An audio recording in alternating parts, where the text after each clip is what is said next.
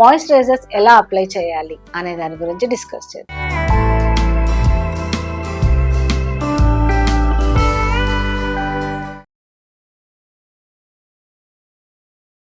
I'm Dr. Sudhamani, dermatologist and aesthetic skincare specialist, road number 92, Banjara Hills, from Sri Skin Clinic. So moisturizers, first మీరు మీ skin కి సరిపడా moisturiser చూస్ చేసుకోవాలి. So దానిలో రకరకాల ingredients ఉంటాయి. So మీకు ఎలోవెరా ఉంటుంది, తర్వాత సెటైల్ ఆల్కహాల్, స్టెరైల్ ఆల్కహాల్, ఇలాంటివి డిఫరెంట్ కైండ్స్ ఆఫ్ ఇంగ్రీడియంట్స్ ఉంటాయి. సో మీరు మీ డెర్మటాలజిస్ట్ని కన్సల్ట్ చేసిన తర్వాత ఒక మంచి మాయిశ్చరైజర్ సెలెక్ట్ చేసుకున్న తర్వాత దాన్ని ఎలా అప్లై చేయాలి అనేది చెప్తాను.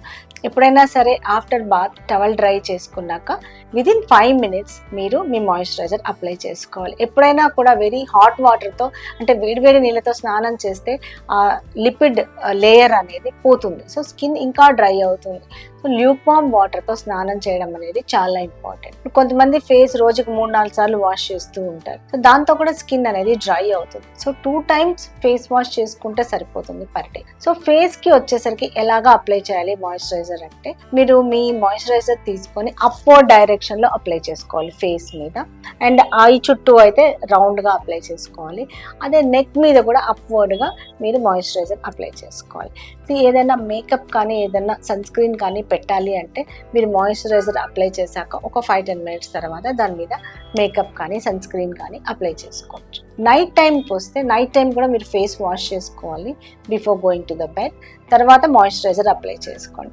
బట్ పడుకునే ముందు జస్ట్ ఒక 20 to 30 minutes ముందు అప్లై చేసుకుంటే ఆ మాయిశ్చరైజర్ అనేది అది స్కిన్లోకి ఇంకుతుంది. అప్పుడు ఇంకా మీ స్కిన్ సాఫ్ట్గా ఉంటుంది. సో మాయిశ్చరైజర్ ఎందుకు అప్లై చేయాలి అంటే, అది మీకు ఎప్పుడైతే మీ స్కిన్ సాఫ్ట్గా ఉంటుందో అది ఏజింగ్ సైన్స్ కానీ తర్వాత మీకు అంటే స్కిన్ కూడా టైట్గా కనపడుతుంది. This is the way how to apply moisturisers.